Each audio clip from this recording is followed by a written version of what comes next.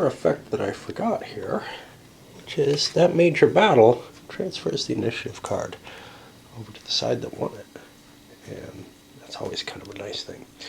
Chits aren't refreshed, so whoever still has them, but you know, they get the rest of the rounds to go. At this point, given the distance between the forces, as the Bavarian Imperials, I'm gonna let the Swedes go first. Track down the discrepancy in the forced marches. The card is weaker than the leader ability. The leader ability allows you to pay BPs. The card does not. I'm going to split into 2 columns here, and I still want to take some of these towns to control the riverway. I don't know how absolutely vital that is. Maybe I should be worrying more about what I can lose over in Franconia.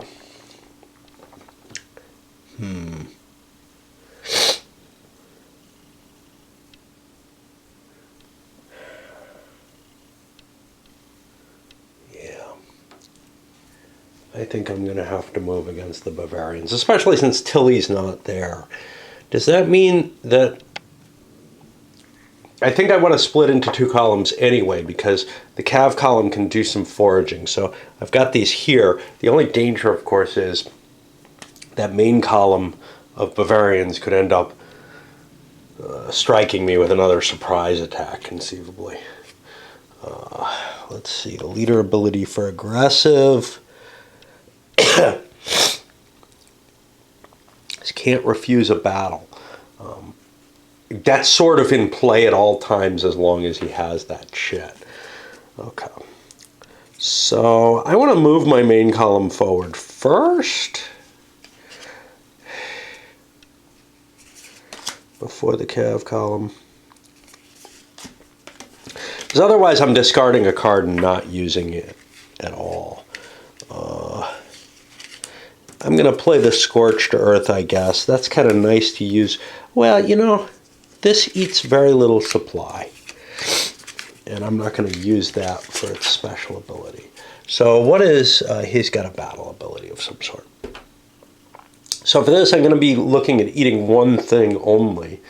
I've got a decent amount of food. First thing I do is I scoop up my Cav, which I hope I've got accounted for in here. 2, 4, 6, 7, 8, 9, 10, 11, 12. Let's see, 1, 2, 3, 4, 5, 6, 7, 8, 9, 11, 12, 13, 14, 15, 16, 17. 34 plus these 4s, 38. So that's the number I'm at. It's under 50, so I'm on that middle column. And I only have 3 points, which could put me 1, 2. So I want to not forage. Column 1. I think I'll not forage, and I'll eat one of my supplies. And that'll put me over to the Bavarians and the Imperials. The Bavarians should have had some food on board. Oh no, they used it all. Okay. I was thinking about playing this reinforcements card, but now I'm a little worried about it because I'd like to get food first. So I think I'm going to split into 2 columns. Go send the Cav out to find food. I'm also going to try to find food here. And then recover. That's going to not give me the time. If the Swedes make good time here, I'm not going to be able to take Nuremberg, which I'd like to take, but it's just not going to be available to me. The best hopes and all. Cav column actually, crap, cheated. It moved into one space, did a forage, moved into the next space, did a forage. Yep. Wrong kind of forage. After having spread out its Cav, actually, yeah, it got its food and fed itself. There's a little bit of danger. So I don't think I can spread my patrols across the river because the garrison that's there is preventing me from crossing it in any normal way. So I don't think the patrols can go there. I didn't look that sucker up. And now I used a cav only card that gave me an extra CP, plus it gives a +1, which isn't terribly well explained here. So there's a +1 cav bonus. That's what it is. It's only if you play the cav bonus card. It's not, hey, an all cav force always gets that. I should give them a little kernel because they need that. And then that's going to kick it back to the Swedes to go. So that's going to be 3 columns for the pro-Habsburg forces, which means that one of their columns, and it's probably this one, is going to be drawing for a random event and random action. To say this, at least at this point, the mechanical aspects of throwing these little scouts out and all this on the things, it seems like a clever idea. I'm having difficulty, not so much that's really congealed completely, but in the sense that, and what happens if I forget to suck them in and they're laying out there or whatever? I'm just worried about that kind of problem. There's also a lot of, little counters kicking around on the board. Some stuff that doesn't seem terribly reasonable, like, well, see, the fact that the campaigns are really one-year campaigns, I think alleviates the idea that the forage comes back each season. If you were trying to play a full strategic version of this, and I don't know why there would be such a thing, it wouldn't really fit very well because so much is determined by external events. This is really you can do one campaigning season per game of this, and that's really all you're going to be able to do. And any kind of stretch that tried to create a campaign game out of it, which I had some fantasies about, is not leftover crap, is not going to really capture the effects of the winter and where you have to be and what you have to do. Now here, this campaign is starting in February, but it's going to be pretty hard to find food at this point in the year. And there's nothing in the game that handles the month, the weather, when the food's available. Now, if food's been pillaged already in an area in the fall and it recovers for winter, I got some problems there, and I find that difficult to accept. Little mechanical trickery, because the leaders you have to flip are all the way over here and not on the board itself. It's very easy to move a column and not remember that it's been moved already. So that's something that you also have to keep an eye out on as kind of a tricky problem. I kind of screwed up with my Bavarians. I don't think I have any chance of taking Nuremberg with the force I have. I'm going to have to pull out somewhere else. So what I'm considering is, what is this? Windsheim. Oops. Yeah, that's Swedish. I flipped the garrison counter. Oh, great. But I can tell from the unit underneath it. I think I'm going to try to take Windsheim. This might be valuable as well, etc. I'm collecting up some small victory points for damaging the territory, though. I forgot to do it over here. They got a point here. They got 2 more points in Franconia because the Scorched Earth gives them automatic FP2s. So that's pretty impressive. And there are no more Swedish actions. So now I activate this column, and it is with this card, whatever it is. It's a 6-point stratagem card. That gives me a bonus on sieges. So if possible, I think I would like to try to get someplace I can siege. But that's quite far, and my force is small now. Interesting. So maybe I can make it. This looks like our closest. 2, 3, 4, 5, 6. Yeah, I'm not going to be able to make it to anywhere. But it might be worth taking Göppingen just for the victory points for it. Because, oh, what about Tübingen? That might be even better. So I'll consider where I want to siege, throw out some scouts, get some extra money's points. I fell easy, less exciting turn than the first one, or first round. But we did take the thing. Forge wasn't that good, but we break even after taking the town, so it wasn't that bad, I guess. But we got to be careful with forage because that can eat into your men. I'm a little worried about this cav column here. I can see it's got a couple of veteran cav on patrol. My own cav column is about the same size as what I'm seeing on patrol, and there's probably another cav in there. So I want to go first and try to get out of there. The column was low on forage and it's moved slowly forward, picked up its food. Meanwhile, I'm going to play the reinforcements card on the main Bavarian column. Now, this allows me to spend my CPs to improve units. I'm going to do that. 1, 2, 3, 4. I wonder why that was upside down. 5, 6 CPs. I've recovered everything. Now I got to pay, and I only have to pay 2 supplies because I had enough food from previously. Now, presumably, maybe I wanted to forage or something. Oh, so here's something that's hard to tell. I can't tell which unit this particular cav is part of, but that's okay.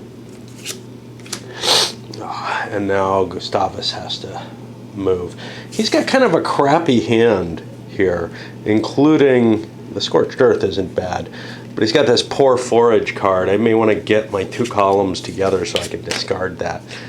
Or maybe if I get enough forage gathered together, move forward without foraging for a turn.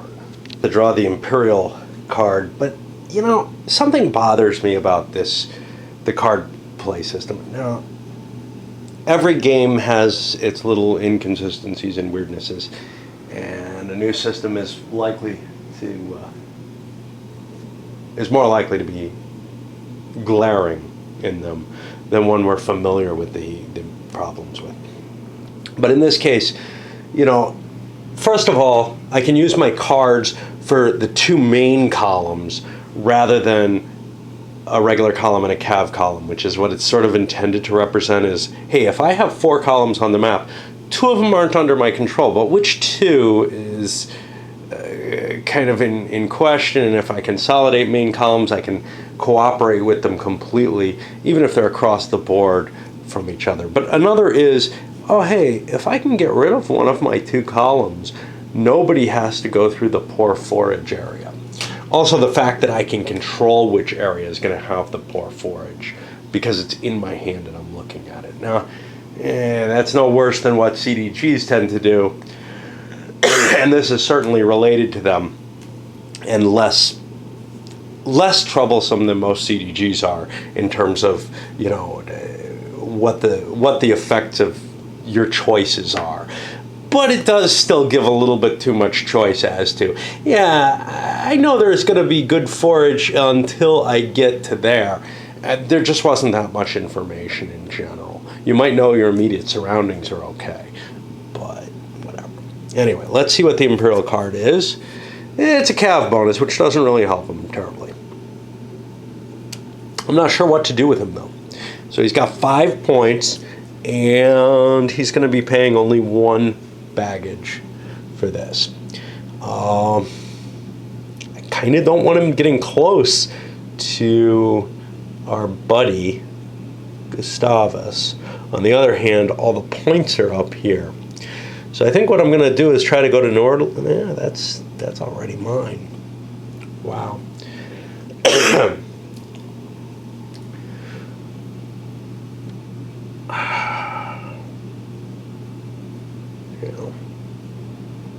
I could try to slip around behind him and get points back there. I just don't think that this is terribly a combat-capable stack. That's the problem. So what if I go this way? I suck these in. 1, 2, 3. I could get... That's already mine. How likely is Gustavus to be able to hit here? fairly likely, I would say. A hard call. On the other hand, I could send him into Franconia. My 2 columns could cooperate a little bit more, and I can do some pillaging there, get some little points. So let's see. This takes me 1, 2, 3. Get to Nordlingen, do 1 forage. We have a reasonable amount of food, so that sounds good. So I suck these guys in. And move 1, 2, 3, 4. And now I have a forage here, but before I do the forage, I throw these back out. I don't know which is closer.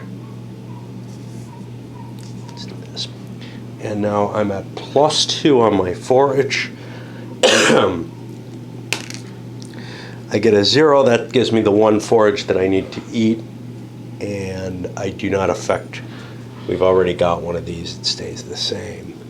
So we're just flipped. And, you know, I'm having real trouble with flipping these columns. Everybody's played, so we're on to round 4. I think it behooves the Imperials to go second. I don't feel like I'm in striking range of anything that can really do harm to me. I've been able to pull back better than they've been able to advance, in part because of the forage devastation. There's no good path. The shortest route, I took that getting home. That's kind of neat. I like the way this models the supply for the arrow. There really wasn't too much outside of living on the off the land, if you're including requisitioning supplies and paying for them as well in the field. The scale of this is 6 days or whatever, 5-6 days in a card play. So. Yeah. Gustavus's action. He just marches straight away, captures Rothensburg here, gets the supply point from it. Easy capture. There's a detachment that's released, and that has to go to the nearest place. That's over here. Now, I can't combine those 2 detachments into one thing. That's going to count as detachment only here, I guess. If it works up to 3 steps, I guess it counts as the next level there, right? Less than or equal to 3. No. Yeah, I don't know how those detachments aren't supposed to be able to combine. I can combine them into another unit, but I don't think I can turn them into a unit on their own. That would cause problems with the countermix. An army can pick them up and move them somewhere else and use them, though, so it's not that big a deal. So that's that movement. Now, I don't know what to do, because what I'd like to do is somehow combine columns and hit Gustavus with everything. That's not going to happen, though. I'm too spread out. I don't have a Tilly. I'm not going to be able to use a cav-only bonus to get down here. 1, 2, 3. Though I could pick up the main column and move with that, and that may be my best option at this point, because at least I'm catching him with less than his whole force.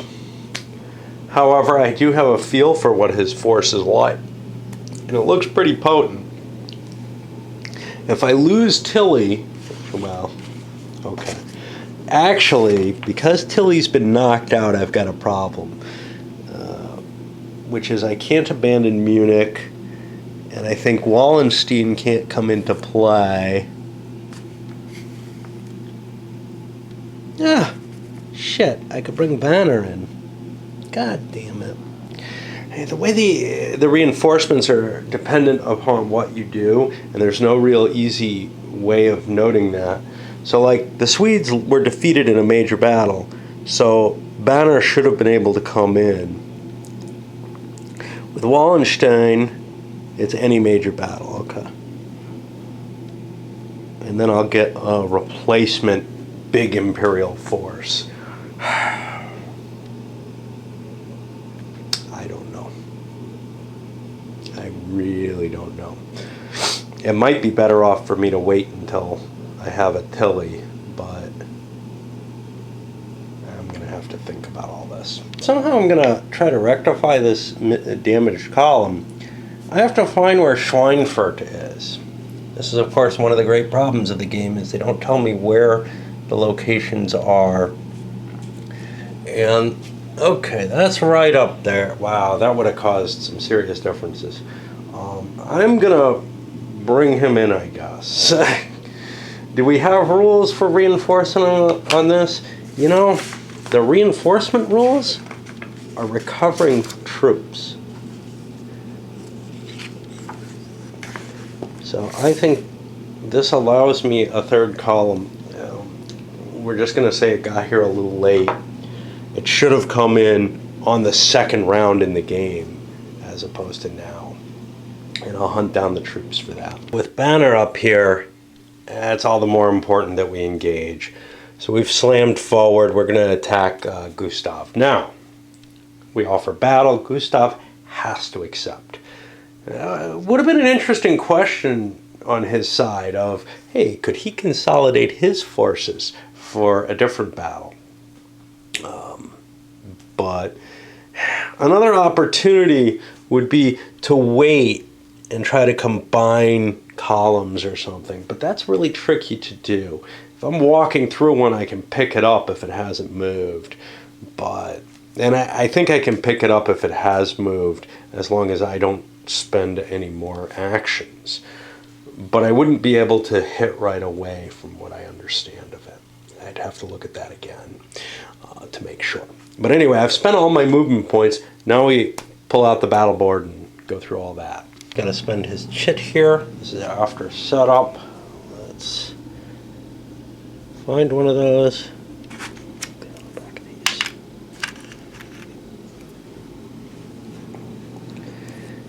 He's leading the right wing. Unfortunately, the Bavarians have decided to overload their own right wing, so he responded as the defender by putting greater forces on his. He's outnumbered overall, but he gets an extra die here, so he's probably going to win the left wing. The question is what goes on elsewhere. And let's see the artillery fire. So here we're at 16, 19. We're going to get 5 hits on them. 1, 2, 3, 4, 5 hits.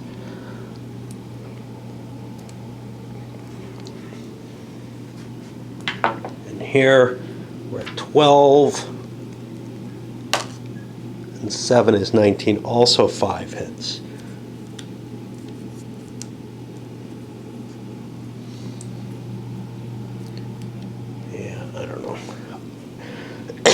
Not to the different wings. Let's do the minor one first. The Bavarians only have 4. They get to 9. That does not hit. The Swedes have 2 dice plus 6. So 18. They get 4 hits. That's enough to wipe out the left wing, and they've won 1 wing. Over here, I have to do some quick counting. Well, it shouldn't be too hard. 1, 2, 3, 4. Oops. So that's 23 plus 9. And then over here, we have 9, 10, 11, 12, 27. These are at even. Swedes are at 34. They do 10 hits. 1, 2, 4, 5, 6, 7, 8, 9, 10. There goes the infantry. I think Cav is overall better stuff though, so. See, we're losing some pretty good things. And now, what do we have? 32. Oh, we only do 9. I think we lost another wing here. 1, 2, 3, 5, 6, 7, 8, 9. Okay, so things went poorly for the Bavarians. Now that's a loss of this wing because we took more hits, if I recall correctly. Yep. Okay. So now on the center we have all the Swedes, and I think we may also have the tactical advantage chip coming into play. That's not, I believe, specified. I'll check that. Probably not going to matter. We're at 23-6. But I'm going to allow it. I can't find anything in the rules. It says otherwise. Okay, the 6. Do we do any damage coming back? Okay, we do 1 hit. There has to be to one of these cav. And then 23 and 2 dice should finish off what's left. That's going to be 9 more hits. That scoops these away. This is a major battle loss. We'll try to remember to check Wallenstein in a moment. The artillery is captured, as is the baggage train. Now this is a problem because the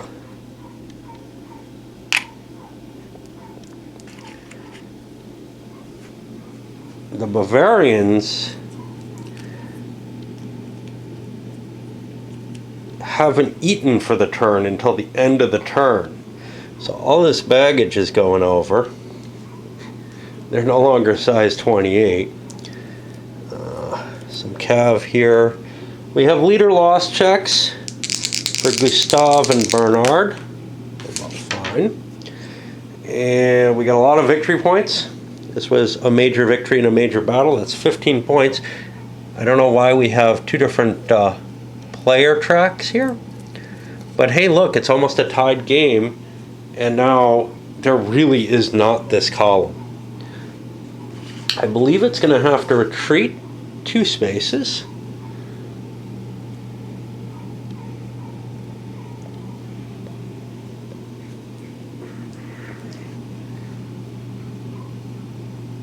And it's out of command points, so we suffer another hit because we have no food, and we needed 1 food for the turn. Guess we were hoping on winning this battle, huh? Or at least not losing it quite so disastrously. Let me see if there's anything else that needs to be done. I can't think of anything. Not exactly. First of all, we had 3 fatigue points assessed. I reset the size counters. And we make a roll to see how long for Wallenstein. And this is how many rounds it's going to take. He's going to come in 5 rounds, so effectively on round 4 next turn.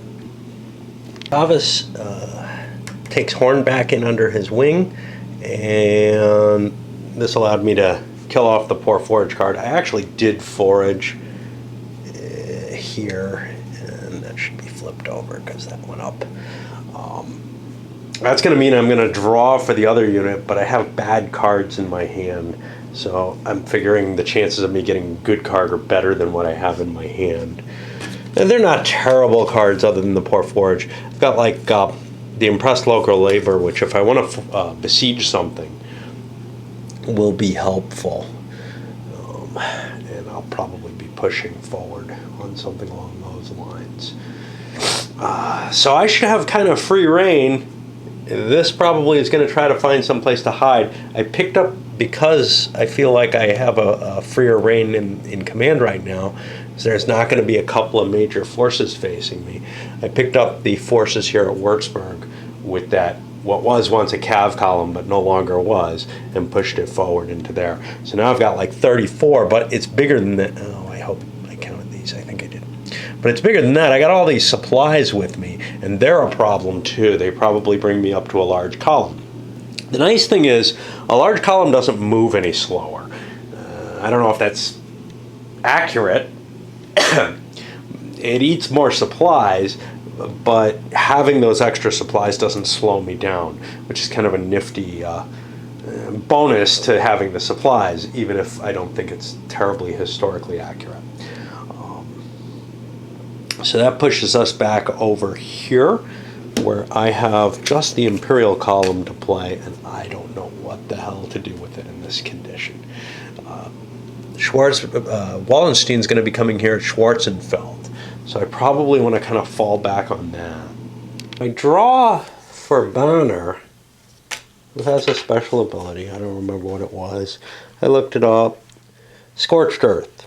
So he's really good at foraging, but not where it's already demolished, which is everywhere near him.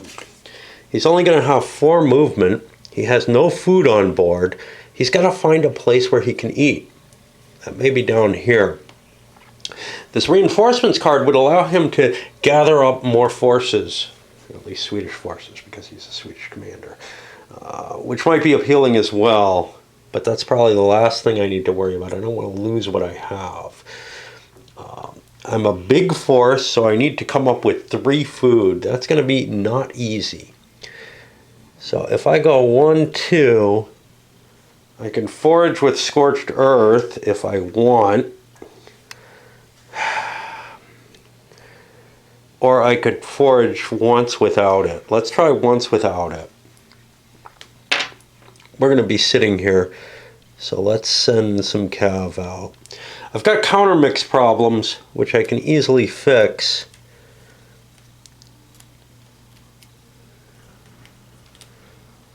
Like this.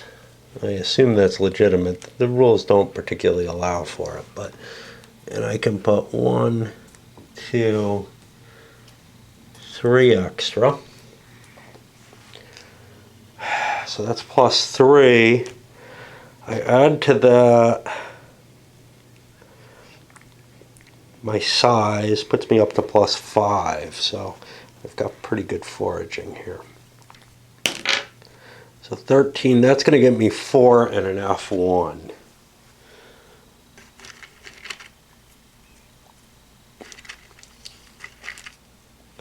And that's how that happens. I'm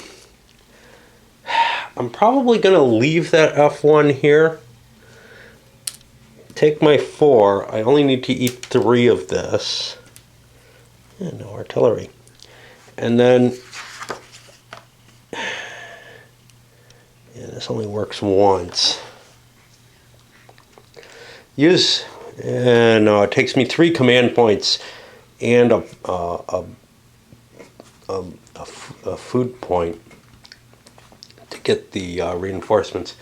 I'll hold off on that. I'm going to forage once more since I sent my patrols out and I'm done moving.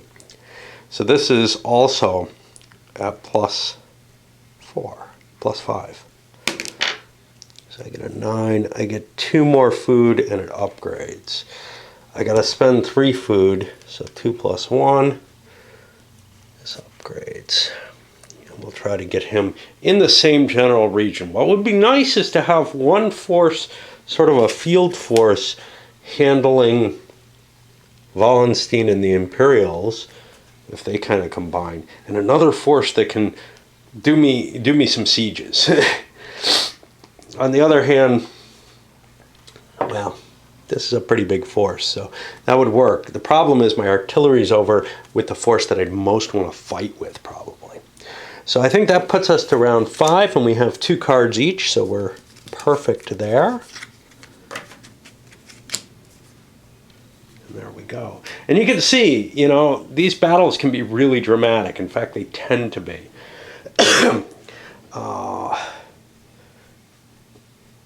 I don't think you can get a draw in this game in a battle because of the tiebreakers and all that. While most battles of the era ended up with the wings being the critical point, there are a couple of conditions that I can think of, and I would have to, you know, look through all the different battles to see. But I believe there are situations where real draws were fought out. And to tell you the truth, Nordlingen, even though it was a Swedish loss, well, let's not go into that. But anyway, there are situations where essentially a draw could happen. Is that the minor victory? Well, I don't know. I mean, if it really is a draw, it shouldn't be worth 10 victory points. Both sides kind of fall back and lick their wounds. There were also situations where both wings don't collapse for one side or the other. And there were even situations where the center collapses. So I feel like the combat model is telling you things that aren't true. And that's something that, I wouldn't expect of the designer, to tell you the truth. He's pretty good about being very historical over in the musket and pike stuff. This is a little bit fuzzier. Okay. I'm wondering, this game sat on P500 for a long time. It accumulated the points and still sat there, presumably being developed, etc. I'm wondering if Ben Hull was excited about this, started it, and then didn't come up with an answer that worked anymore. Something that was simple enough to play, that modeled the historical features, and then got kind of pushed into, well, come on, just finish it up. We've got a lot of people really interested in this game. This might have been a design that should have just been shelved, maybe. At least from his viewpoint. I don't know. Because his reaction afterwards was very strange. He really blew up about the whole thing. And you kind of wonder if he wished that he had never created this, had such a bad experience actually overall in the lead up to this, that there's more going on here than people really think. And that this was perhaps not a game that he even really wanted to release anymore under his name.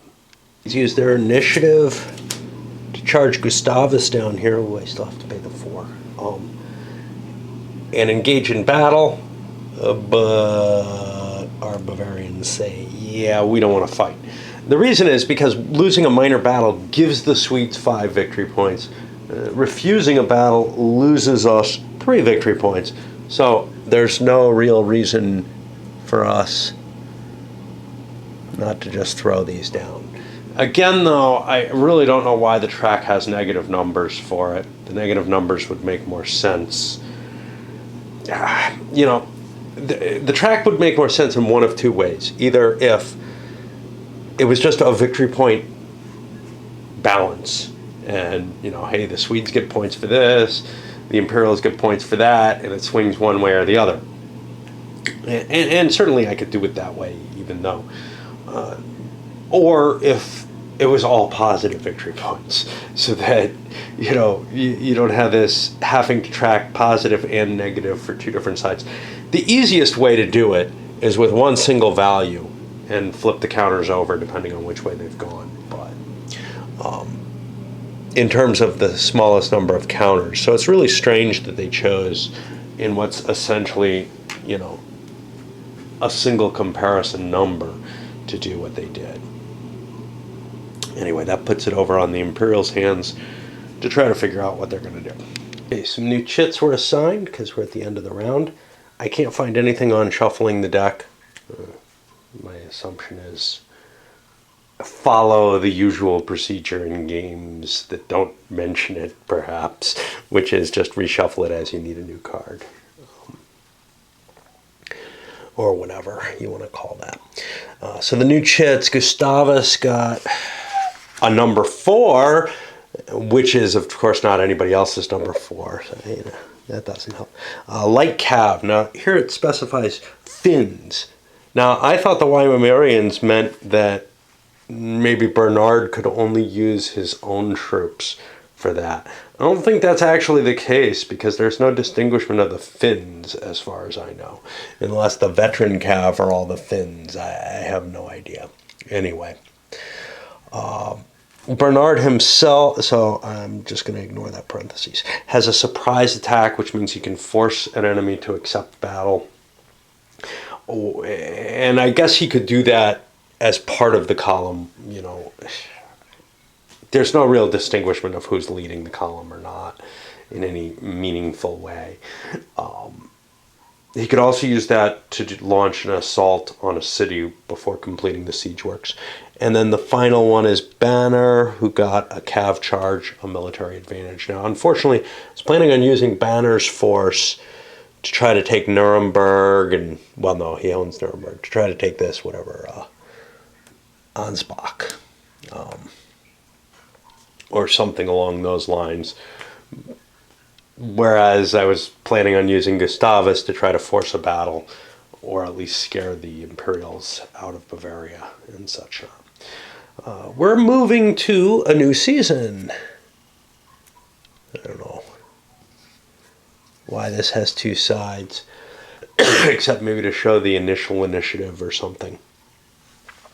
One thing we have to do is we have to somehow mark that these guys are coming in on their proper rounds.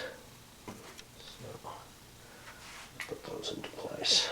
Another thing is, it's a new season. It's spring, which means we go through all of these and reduce them all. And I'll come back a little later after I've done that and deal out 10 cards to each player. CDGs with reinforcements and stuff like that coming in off the cards. There's not a lot of overhead outside of what's sort of the main flow of the turn, which is playing the cards and doing things. So, flipping those counters over, a little bit of mechanical activity, but otherwise. I've got this here because this is the potential last turn. The game can't end before that. It will end at the end of turn 10. So if somebody's winning, they can withdraw into winter camp or whatever, and the other side will just accept that. The problem with my shuffling here, these weren't all clumped exactly like this, but look at this. 3 cav bonuses, a bunch of tactical advantages. Let's see what the other side looks like.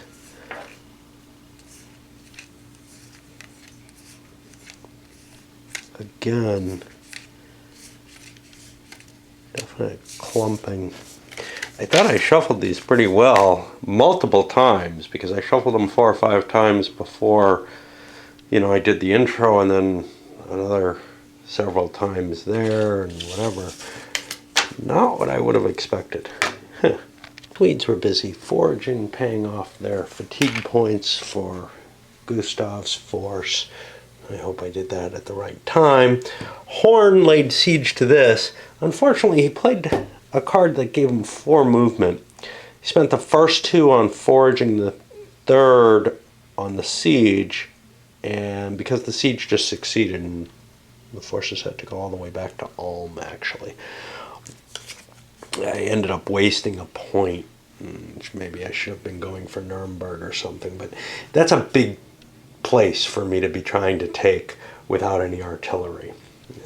This town was easier, got a couple of victory points off of that, and that looks like that's the end of the first round here. Okay, so Gustavus uses the initiative to force the Imperials to go first. They play a big poor forage card, 5 movement points, and just run up here and eat, off of what they have. It's these lightning movements with the big baggage train that I really have kind of a question about. But anyway, they're looking at, hey, we can't face this army, and we're not going to be able to take Nuremberg. I think I was thinking about the Swedes taking Nuremberg. They can't. It's theirs. Again, these stupid garrisons not easily discernible even when they're upside down. But now, with the Swedes, I'm forced into a couple of questions. One, well, do I want to just take something? And the answer to that is, of course, I want to take things. But what do I want to take? But also, should I send something up here to try to protect not so much Bamberg or Schweinfurt, but Wurzburg would be an important loss, a big one that would cause an initiative swing. And what I don't want to be doing, perhaps, is trading the initiative card back and forth. I would rather stop that army from getting any advantages, as well as I don't want to be giving victory points in both directions. I should have enough force that I can handle both. One problem with Banner here is his special ability is bombardment, and he has no artillery. Gustavus has the whole artillery. Of course, I could, get the two columns together and do some swapping, but that seems like kind of a difficult thing to do. I could also leave forces behind and pick them up, which also may not be the easiest thing in the world. I have only one column. The Imperials had to discard a card. I got rid of this. It's not a bad card to move slowly without a lot of pain, but whatever. And the Cav bonus card was used on my little Cav column here. I'm gathering up supplies. I have a nice little stock coming so that if I am doing a siege, I'll have more food available for Gustavus. Now, the last remaining thing is to draw for Banner's group. And he gets, it's not a bad ability, but I don't particularly want to take losses. I have a medium-sized force, so I'm only going to have to eat once. And we're going to move our way towards that Imperial column to try to face them down. Pretty quick, a whole round of card play, and not a lot's going on. Took just really under 5 minutes. Okay, so then I spend a card on this third round to move Banner up here with a tactical advantage and challenge the Imperials. Now the Imperials do not want to fight a battle with a tactical advantage going against them, so they took quick 3 victory point penalty. And this is the thing, you can't really stop the enemy without the surprise attacks or something like that. So the Imperials can just walk through and start doing their sieges and whatever. Unlike even, 7 Years' War or whatever, it's very, very difficult because supply isn't being traced along a pathway for anyone to really stop another army from moving around right by them. Now, historically, there were situations where you could get in the way of an enemy army. In the medieval era, for example, that's what happened at Agincourt, right? The English saw the French put themselves in their line of communication, as it were. Now, they could have turned around and gone back or whatever, but the reason that they couldn't was they had no food with them any longer, and there really wasn't an ability to forage right in their general area. They were using chevauché tactics, which aren't too different from what's going on here, which was to say that they would, be living off the land and everything, but they had eaten their way out of what was behind them and were unable to, and burned the rest, actually, and were unable to really come up with enough supplies without getting homeward. Now, that doesn't seem to apply to this game, although, again, I'm sure that there were situations where someone could be blocked off like that and forced into a battle, but there's nothing along those lines. This Swedish force is sitting here, and the Imperials can march right by them. I know these units were harder to deploy, and there was more of an agreement to battle than there was in perhaps some of the medieval era. Because what you've got is these big pike formations, essentially, that, you really didn't have light meeting engagements happen too often. And when they did, both sides kind of wanted to fight. Other circumstances might have been a town that the army's unwilling to sacrifice. That still applies here. So we got to figure out what we're doing with the Imperials, but it's probably just buzzing through. There's some feeding territory up here. I did not forage this turn. I'm going to assume yesterday I got everything right. Imperials successfully lay a siege here, and then an immediate surrender. And then I found a Bavarian cav that I left behind when I was going to move this column, so I shifted it back up there. I don't know what happened. I know what happened, but I don't know whether or not the numbers are all correct at this point. Cav column play, grab some more forage. We're getting quite a pile together for Gustavus if he comes down to siege. Banner has some problems, but he's in close enough contact with the enemy that it's dangerous to put a cav column out, because it's 3 victory points if that thing retreats. Which kind of doesn't make sense. If an enemy main force is approaching a cav force, that thing the cav force retreating probably shouldn't be as much of a penalty. There's a lot of little things in here that would require lots of more rules support. The decision to try to keep this as a fairly simple game is definitely impacting what I would say is its accuracy. Sparse rolls are no. And then the Imperials had to discard a card, which means we're drawing for Gustavus to see what we get. And we get some points for movement. And we recovered our army. We can do some foraging and then try to move on and start taking cities or towns along here.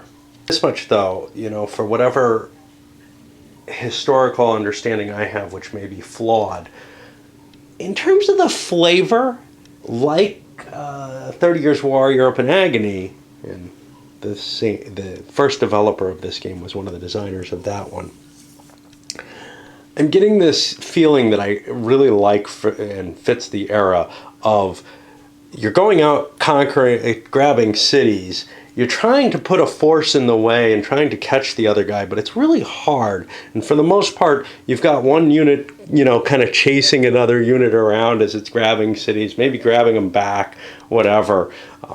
And it kind of feels like you're just sort of blundering around grabbing these cities without the kind of unified strategy that you often have in a war game. And there's something very appealing to that, especially if you understand the 30 Years' War, where cities were being grabbed and grabbed back, and troops were wandering around and not really engaging each other a lot. There was a lot of chaos going on during it, and this kind of reflects that as well as the earlier game.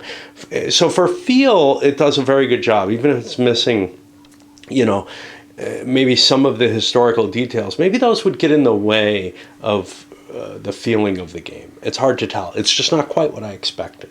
Without an immediate surrender, Nordlingen's going to end up as our first siege. So we take a look. Siege works required to assault is 10. And this all goes on here.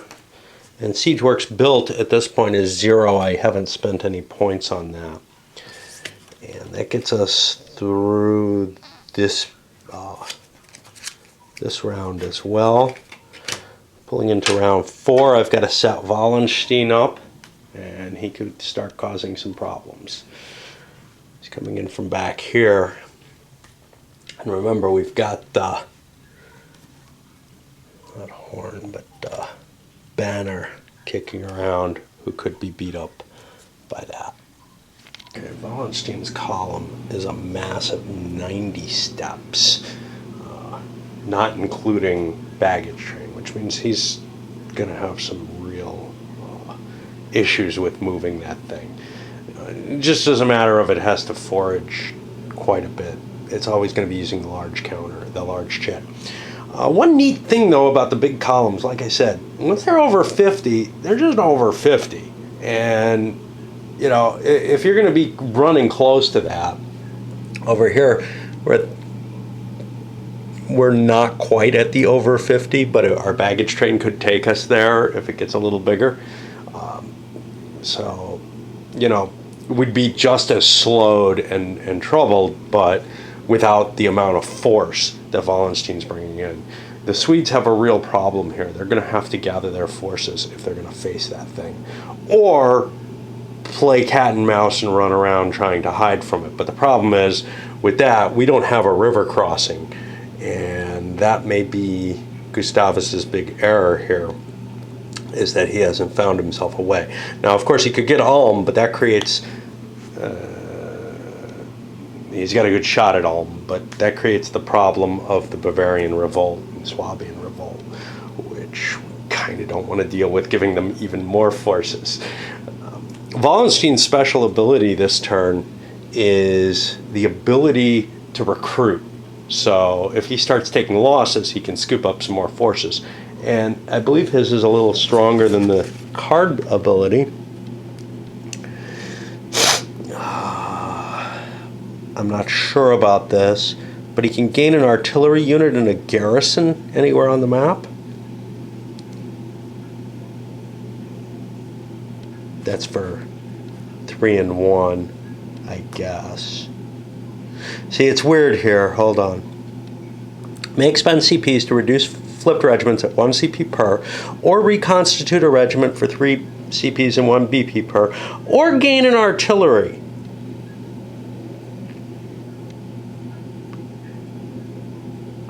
Oh, see, this is singular, I think. Reconstituting a regiment is just 1 regiment. Or gain an artillery is free, I guess, and you get to get that on the board. So that's interesting, for whatever purpose that is. Usually I like doing it just to replenish my forces, because that's been the most valuable, but I guess I'll look at the card. I played one time before. How is that worded? May expend CPs to flip reduced regiments and or rebuild regiments. Okay, so this is interesting. This only lets you build 1 regiment, the way it's worded. And I don't know, because, you know, they're different. And they're supposed to be different. So actually the card works as I assumed, which is that I can pull from there. The chit is worded as though you can only rebuild a single regiment. And instead of doing either of those, you could also build an artillery somewhere with a garrison. Read another card where things are kind of interesting. Some of the cards seem to make a lot of sense. Hey, you can use it multiple times, like, I don't know. Let's see. Scorched Earth, for example. You get a +2. So this seems specific to 1 forage die roll, the way it's worded. And I think this is also only for 1 siege, which is to say I just started a siege. I didn't get the initial surrender from the stratagem. Now do I want to bypass that city and march off in a different, try to get further away from the Swedish column that's chasing me? And I think the answer is yes, but I won't be able to gain this bonus elsewhere. And here I've already got a rejected marker. The card that I pointed out, the Forced March here, the Scorched Earth. The column may use this action to gain a +2 die roll modifier on a forage roll. That seems pretty specific, but over here, this is the card special actions, not the leaders. Gain a +2 to any forage rolls, and the space is automatically +2, and I think that matches what's in the rule book, which seem to be different things. No, this one says on a forage roll. Everything's just not in alignment. And even though this is the reprint 2 years later, they still haven't nailed things down as far as I'm concerned, which is problematic. I had no problem with this being a multiple, the Scorched Earth being a multiple card, because it makes sense. In a sense, it actually makes foraging harder to do the Scorched Earth, so getting the bonus in multiple areas seems to make sense. The stratagem makes less sense. So I'm going to kind of just fudge this and wing it according to, whatever my mood strikes, which right now is that the stratagem can only be used once, but that may change in different playings. And, it's just clearly the rules as written, even through 2 years of revision, have not succeeded in creating a game that's really ready for prime time in terms of being a competitively valid game. Maybe with some additional errata, but gosh, you'd think 2 years with the rules out there and, you know, literally hundreds of people probably playing it and trying it, even though they hear it's a mess. I don't know, maybe not, who knows. It's not World War II, so probably not. Probably there's 10 people playing it or something. You can see where the Imperials ended up, and they took that. Sent more forces out here.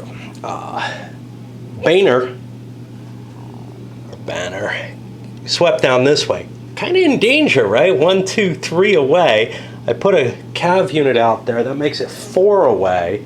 It's going to cost 5 to actually attack, plus a BP. Well, let's see. I don't have a 5 card. Boy, that sucks, doesn't it? What's Wallenstein's special? Maybe that helps. We have to look that up. Recruiting. Yeah, that's no good. So I choose to go with a Scorched Earth, and Banner really got away lucky here. And we'll grab some resources, and we might even do a cav battle here if we get close enough. So we did 1, 2, 3, and we need 2. We needed to do the foraging, because otherwise we had no food whatsoever. We're planning on a 4th forage, but we sent our cav out. We can only send 1 in, but we sent a better one out. Now the problem for us is, nope, right, column 3. Yeah, I was thinking Bernard had a cav bonus there. So what we're doing is going to roll 2 dice. We're a +2 for our strength. We're actually +5, and they're a +3. We use the actual firepower table here. So we get a 14 and they get an 8. An 8 does nothing. A 14 does 2 step losses. So we have killed the Swedish cav out here. If I can find them. That's actually 2 steps. Go on.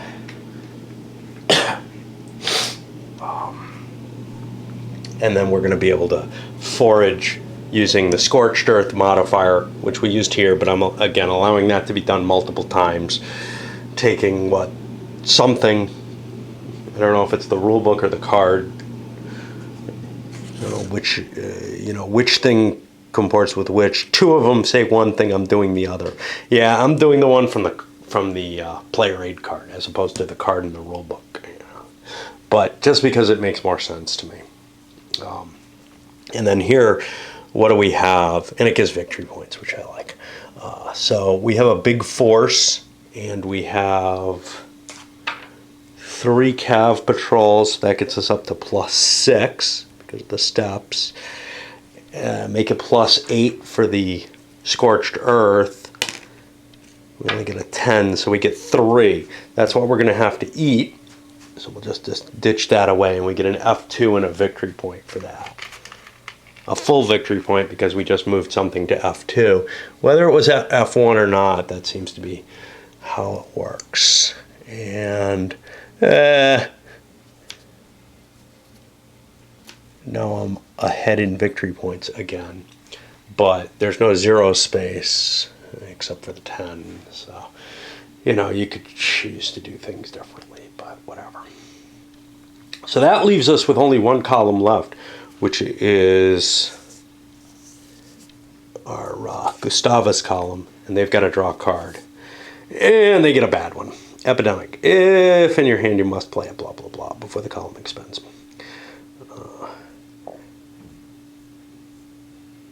In each other column or garrison, friendly or enemy must roll a die and have the result. They must take that many step losses. Well, that's terrible for the garrison, right?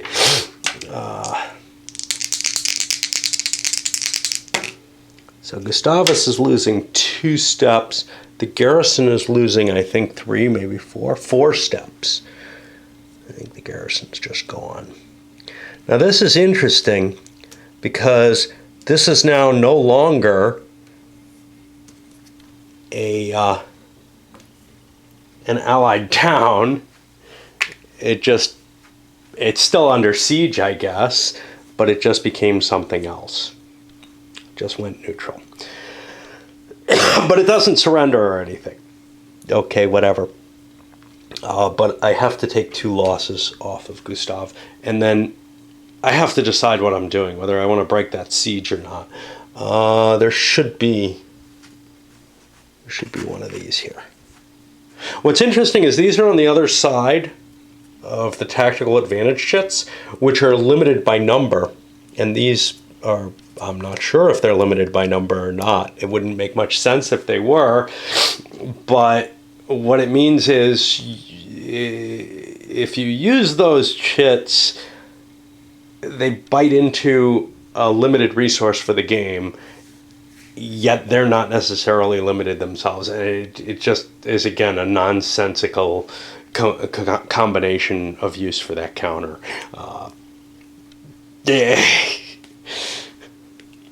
Gustav is moving up and joining column 3 up there. He's abandoning this siege. There's no cost to that. I'm going to have these by... I have them divided wrong. I should have them stacked up by number or something. I'll think about that later. And now I have a cav battle here, but I have Bernard. Oh shit, Bernard has a surprise attack. Who has the cav? Gustav has the cav trick, right? I think. Light cavalry skills. Okay, so we're going to expend that. Not the best of chits for us. And that's going to double the firepower of the scouting party. So I'm at +10 to +5 here. And if I get control, I get to, charge the Imperials more for coming in. I also get to grab that tactical advantage marker from column 3 that I absorbed. So I'm at 19 to 9. 9 does nothing. 19's 5 hits. So we took 2 columns off the Imperials here. And they're at like 88 now. And I don't know what else I'm doing.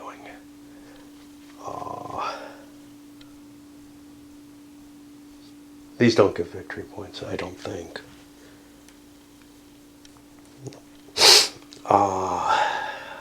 Yeah, I don't know what's going on at this point.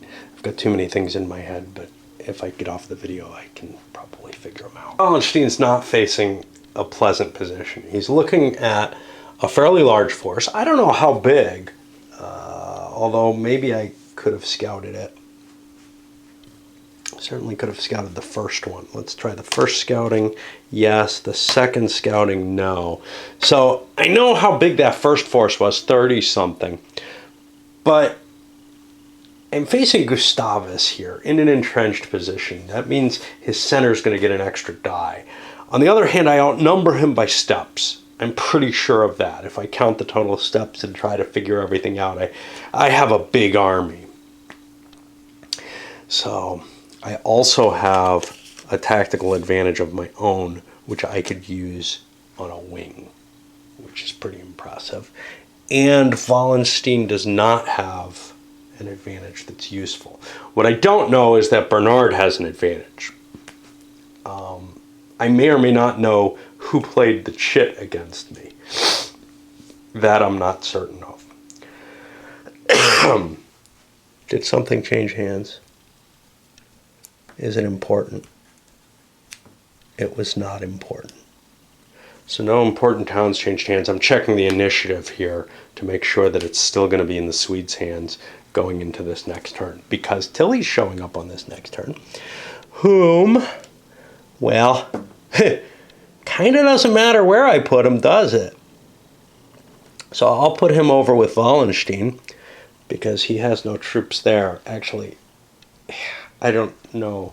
I don't think it tells me where to put injured leaders when they come back.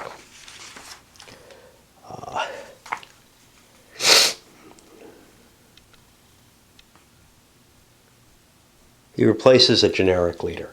Yeah, okay. So he's got to go over here. And I got to roll a number for him. because now I didn't gain a generic leader for this, but hey, that's life, right? I mean, I lost a Bavarian army, so there might be less commanders available. But I get to roll to see which one of these commands I get. Like I said, there was a lot going on this turn. That's 4 plus 3 is 7. I get Tilly number 2, and which really doesn't matter because he's way over in the wrong column, but that's going to give me an aggressiveness, which could be useful, but probably not. And, well, this may be the game, this may be the big battle coming up here. Because if Wallenstein's army is basically destroyed, or if Gustavus's army is basically destroyed, there's not much more that can happen.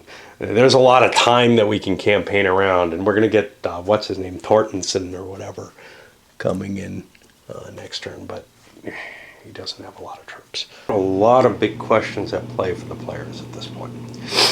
First of all, Wallenstein, if he knows the situation at all, understands that he has a numerical advantage, but that's only in terms of steps. Actual strength, it's probably nowhere near, it's probably closer to parity. He's sitting on his chit, which I have to look up again. Not useful. He's sitting on a card, which if he attacks, he gets the tactical advantage. Gustavus is sitting on a card, is sitting on a tactical advantage right now, and has to choose who goes first. Now, he could move his cav column up to join him and get another tactical advantage, or he could play another tactical advantage. And I think you can accumulate multiple of them, put them on different wings perhaps, although I'm not sure about that. Oh boy. Because they're essentially defensive for the center, if you play those, I believe.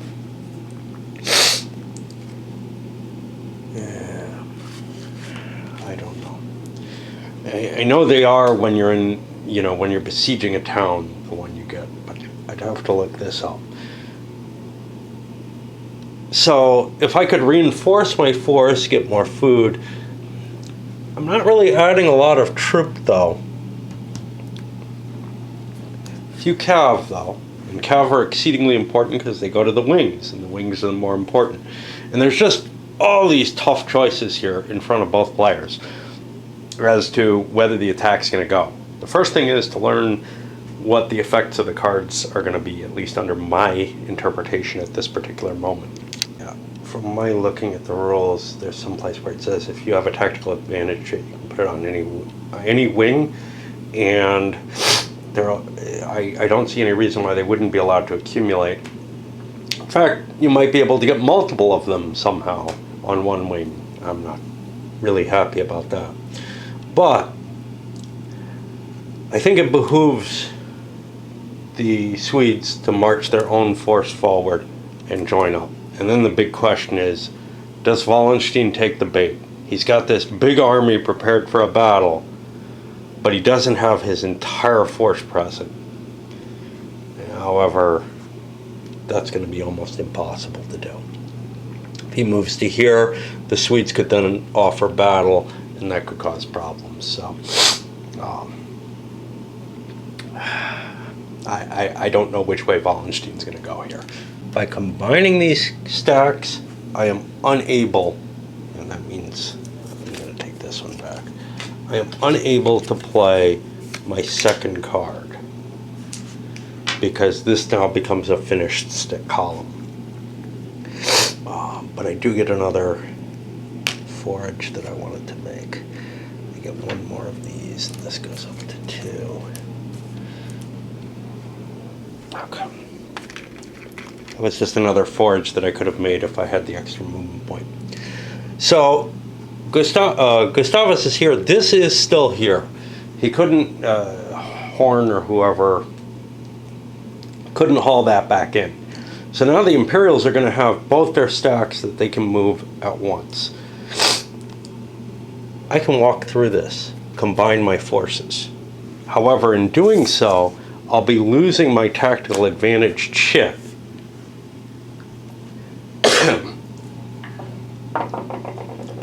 There's no interception or anything like that. And I could march through and try to take Ansbach or something like that. Unfortunately for me, I don't have the kind of supplies the Swedes do. So I have to think real hard about how I want to handle this. If I could gather more supplies up in this column, which is a little lighter, but it might be able to do something. We'll see. From the point of view of Wallenstein, I don't have the forage to do what I thought about, which is passing through here and gathering the forces. To do this would cost me 1, 2 into here because of the patrol there. 3, 4, leaving an enemy space. That's my whole move. I need 5 food, so I'd take a step loss for that. Now, if I could combine with column 2 first, though, that would work. But column 2 is kind of interested in playing the reinforcement card. On the other hand, I could take up my own good defensive position here at Ansbach and maybe start a siege if I'm willing to refrain from using the reinforcements. On the other hand, I could also upgrade my points for the reinforcements. That other column's only a size 2 because of the food that's on board, so it would only cost me 2 to do that. Oh, I don't know.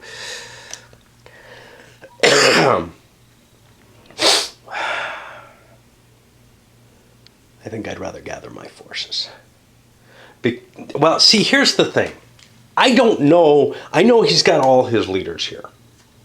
I've got Tilly over in that other force who has a number 2, whatever that is. I can't just look and see aggressiveness, which is good. But he won't have that next turn either. So there's no really good answer for me here. If I could move into here, I could actually forage here. Get enough food, and then this could come 1, 2, 3. Gather the column and launch an attack. That doesn't sound bad. Okay, so here's what I'm going to do, and it's weird. I'm going to play the tactical advantage for Wallenstein. I'm going to move here. 1, 2. That does nothing to this. I'm going to take a forage. 3. I'm big, so I'm at +3 for the forage. And I roll lousy. So I only get 1 BP. I got 1 more point. What do I want with that other point? Well, what I can't do is I can't launch a siege without offering... but I can do another forage roll. This is crazy. Okay, so that gets me to 7. I get 2 more food, and I mark that up to a level 2, which is where the victory point for me, because that's in Franconia. Okay. And now I have to eat, which is 5 food. And I did not launch an attack.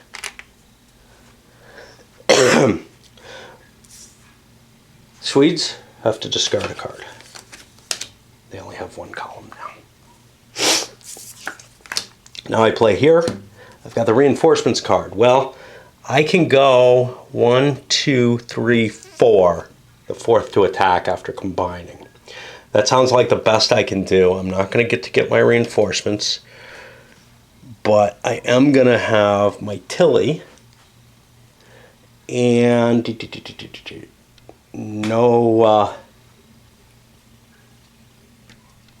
no extra. Oops, let's gather these 2. No extra food that I'm going to be able to grab.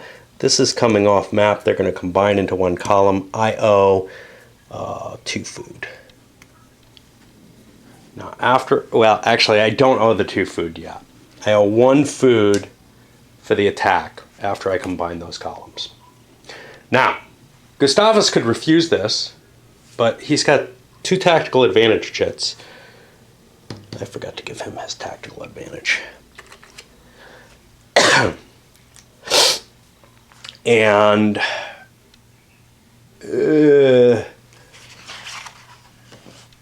don't know who he has. He has Banner and other guy. Okay, Banner's got a 4, which is a bombardment, which is good, I believe. I believe that gives me additional, firepower is doubled in the battle. And I have Bernard with a 5, which is a surprise attack, which does not help me because I'm not attacking. However, I could have forced this force, which has Tilly, therefore it would have to anyway because he has an aggression, but we don't know that, into the fight. So this is going to be the mother of all battles happening here. I think the Swedes have the advantage, but I think it's also the best I can do as the Imperials. The other option is, run around, try to hide from the Swedes. That sounds, I don't know. We'll see. So on to the battle. So here's what we have. I left the leaders who have no effect on battle off the board, which means really only Tilly and Banner are here. Banner because he's supporting the artillery barrage, and that's going to be a big deal. Obviously, I sent half my infantry off in both cases. What the Swedes noticed was that the Imperial strength was low enough that they have a slight advantage, and they know they have 2 chits. The Imperials also. It's going to be a very close fight. We can quickly look at what the numbers are here. Well, let's do the artillery barrage first. So we've got 12 for the Imperials, and 1, 2, 3, 4, 5, 6, 7, 28 for the Swedes. So the 12 for the Imperials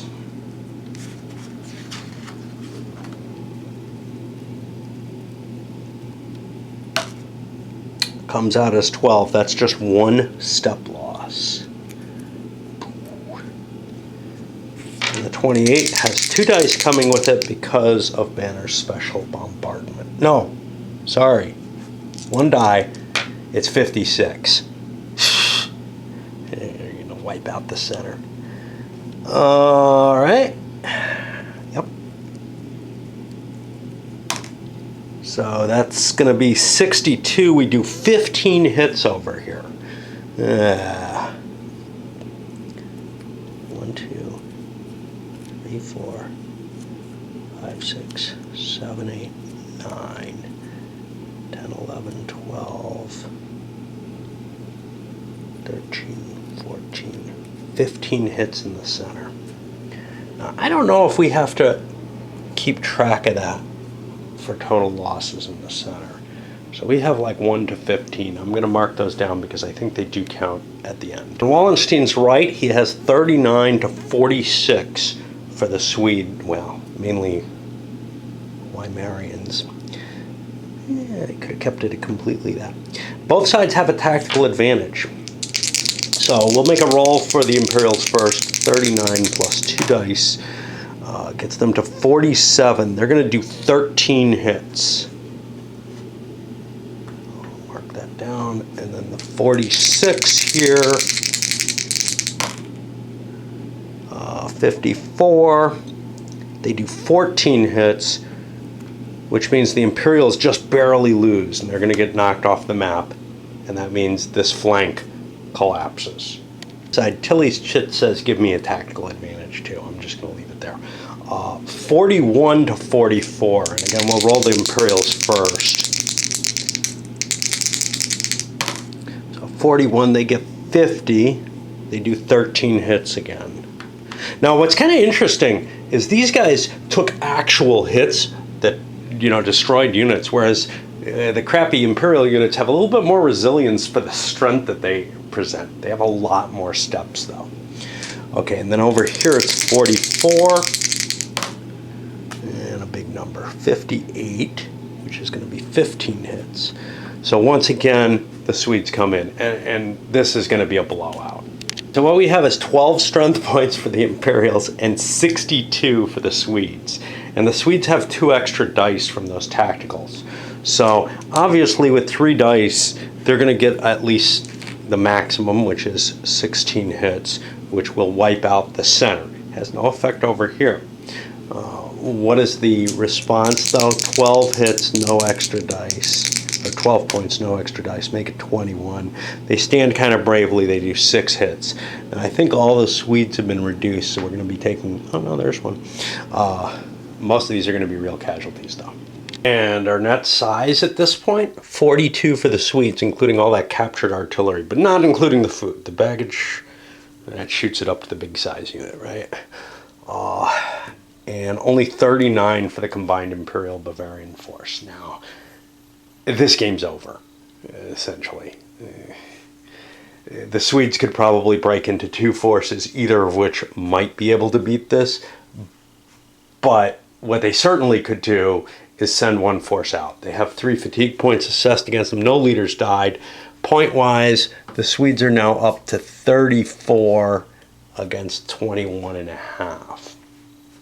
It's going to be, the Imperials might be able to run away and kind of keep the score even by capturing things, but the score even is still 10 points back, right? And in addition to that, I forgot to mention this, these guys lost their baggage.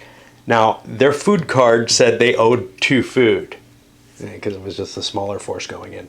So I took 2 more step losses because I have no food left after my retreat. At least that's how I interpret that. I think we're at the end of this turn. I'm going to load this sucker up because that gets us to March. Whoopee. And we can clear the cards as well. We're going to have to reshuffle, but as per there being no rules about it, I will do it in the midst of the deal. You can see there aren't really too many special cards that are really out of the ordinary and so controlled by the player that it really makes you feel too uncomfortable. There's a few that are a little bit, but in general, it's much less aggravating than many CDGs. I don't know if there's much point in continuing on, but I'm planning on a little bit further, see what happens with Tordenson coming down, what kind of force he has, and what kind of things I can take. What's kind of annoying with these is that they're covering up whose garrison is there, and that makes it, again, less visible. I'm thinking maybe some like little tiddlywinks or something would be more effective for that. And then they also wouldn't get in the way of, hey, there's only a certain number of tactical chits. What do I do because somebody's hoarding all these, has been placing them all over the place because they have lousy leaders and can't get tactical chits or something like that. That would be really weird, right? Okay. The one difference this turn between the way this turn ends and the last turn is we're not going to have a seasonal change here. So because it's springtime, of course, it's harder to find forage. Yeah, I don't know. I don't know why the last turn of winter was plausible to find forage, but especially since there was obviously some campaigning going on. If you look at the historical notes, there was stuff going on over that winter before the game actually starts. So I just don't know. All right, up it goes.